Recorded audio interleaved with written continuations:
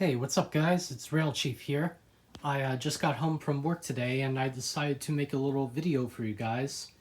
And this is going to be another one of my update videos on the progress of both of the train layouts here. So let's hop into the intro and we'll get started.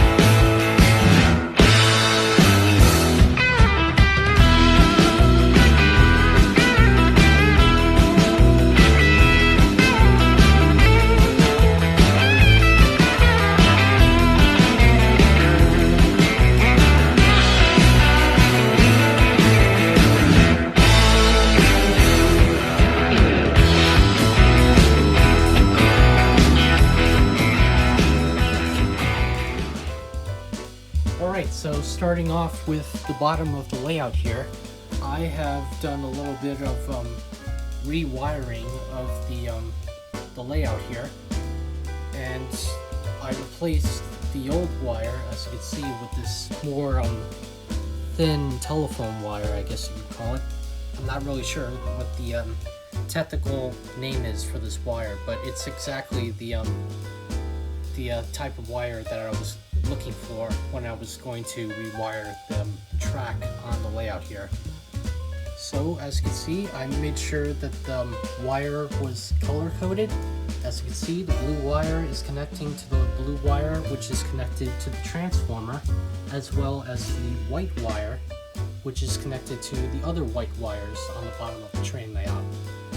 And it actually works a whole lot better than what the other wire was doing for me when it came to layout operations.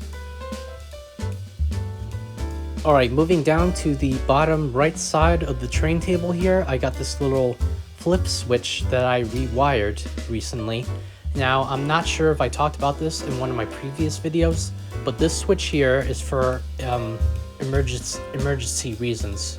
So if I'm like distracted by something, and if the train derails the track here, I can run over and flip the switch and turn off the power. And the power to the track here is it's going through this insulated track section all the way down to the signal here. And it also really comes in handy for the motor as well, because if the motor gets too hot, I can flip the switch down here and stop the train, and not only does it cool the train down, but it also cools the transformer as well. Alright, so heading back to the other side of the layout here, if you guys saw my previous video, you all know that I got a chance to repair and restore this Lionel 397 coal loader, which is basically my dad's coal loader, and it really runs a lot better than what it did before. And like I mentioned in my previous video, the motor inside of the accessory was starting to wobble pretty badly back and forth, and if the power was on too high, then it would scratch the plastic inside of the shell here. So we really don't want that to happen. So if you guys want to go check out that video, I'll have a link down in the description, and I hope you guys get some helpful tips out of it. But anyway, moving along, I've also been doing a little bit of work on the barrel loader here, and just like the coal loader, this is also my dad's barrel loader, which I've been taking really good care of over the years, and I'll definitely be showing you guys the operation of the barrel loader at the end of the video, and you'll guys see how much this accessory really means a lot to me. One final thing I want to show you guys before we head to the second layout is the bumper section here. So just like with the wiring on the main layout here, I also got an opportunity to rewire the bumper section, so that way I can now run the gang car as well as running another locomotive on the main loop here. So I'll also be showing you guys that at the end of the video, but let's go ahead and jump over to the second layout for a minute. Okay, next up we're at the second part of the train layout, which is the second layout here in the basement. And as you noticed, I added a couple of new trees, which I made myself, and I also talked about this in one of my previous videos. I installed a new tree over there, and the tree is basically a kit that I bought from Woodland Scenics that you can make yourself. That was a tree that I made myself from the kit that I bought, as well as this tree you see right next to the freight station. Now, out of both of these trees, the one you see on the left here is actually my favorite because it actually looks a lot more realistic than that tree you see over there near the 45 switch tower. But I like them both nonetheless.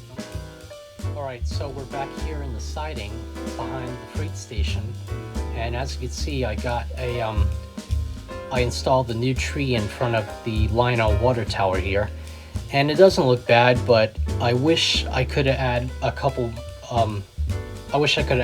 more of the clump foliage to the stems here. I think I might do that a little later. But it doesn't look bad, like I said before, but I think I'm gonna put a little bit more work into this. But other than that, as you can see, we have the GG1 on the siding here, as well as a couple of soldiers which are guarding the this little shack here, which is made by Plasticville. So I think it adds a really nice touch, and they're making sure they don't get into another World War situation, as you can see. But anyway, let's go ahead and move along to our next item on the layout here. Alright, moving along, not really too much work. On this side of the layout, as you can see, I added a couple of haystacks to the fence here. I'm not really sure if I showed this in my last video, but as you can see, one of the cows is having a little snack on the haystacks there, while the other ones are just wandering around, you know, minding their own business. And this one right in the middle here is looking for a train to pass by. Alright, moving back to the freight yard, I also installed a tree on the side of the floodlight tower to add a little extra detail to the scene here. And as you can see, we still got the worker on the balcony of the billboard there, putting up the cover of the 1959 Lionel catalog. And I actually, long story short, I actually made this many years ago, back in 2009, when I was still in middle school, and I'm very surprised how well it's held up to this day. So I'm really happy I still have it on the layout here. Alright, last but not least, we have a new addition to the top of the mountain here, and that is none other than Super Mario!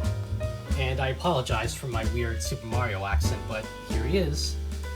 That's Super Mario on his little go-kart from Mario Kart. Now you're probably wondering, why do I have Super Mario on a scale layout like this?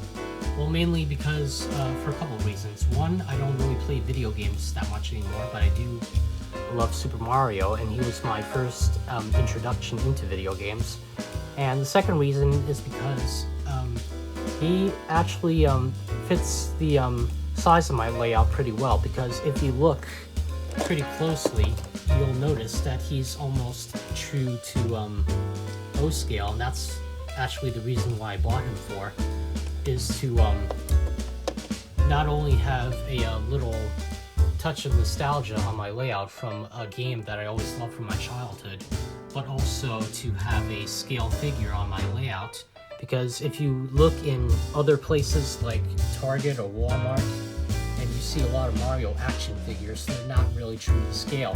They're more made for, you know, to be played as action figures. So that was the main reason why I bought Mario for it, because he really looks like he's in no scale. So let me know what you guys think about him in the comments below, and let's go ahead and wrap up this video. Well, that's all we have time for today. I hope you guys have enjoyed watching, and I really hope you all have enjoyed a lot of the progress that I made on both of the layouts here. And before we end the video, I just want to announce a couple things. I'm going to be doing a special Zoom video with a good friend of mine by the name of RBG Trains, I believe his name is. And and he's really cool guy. He has a really good collection, and I can't wait to make the video with him. It's going to be a whole lot of fun, and we're going to be, you know, chatting up a storm when it comes to model trains and model train items when it comes as far as Lionel, MTH, and Atlas goes, because MTH just bought Atlas not too long ago. And another thing I do want to announce is that me and Sam from Sam's O-Gauge Trains are going to be doing a team-up video. We're going to be talking about the history of Lionel Daylight, including GS4 as well as the GS2. So make sure you guys keep an eye out for that. And to let me know which other types of videos you guys want me to do in the comments section down below. You guys really help me keep this channel going, and it really means a lot to me. So thank you so much for your support and for your kindness. It really means the world to me. So anyway, that's it for now. If you guys want to follow me on other types of social media, you can follow me at RailChief74 at Instagram.com, and you guys can follow me at RailChief74 at TikTok. But anyway, that's it for today's video. Thank you all for watching, and I'll see you guys in my next episode.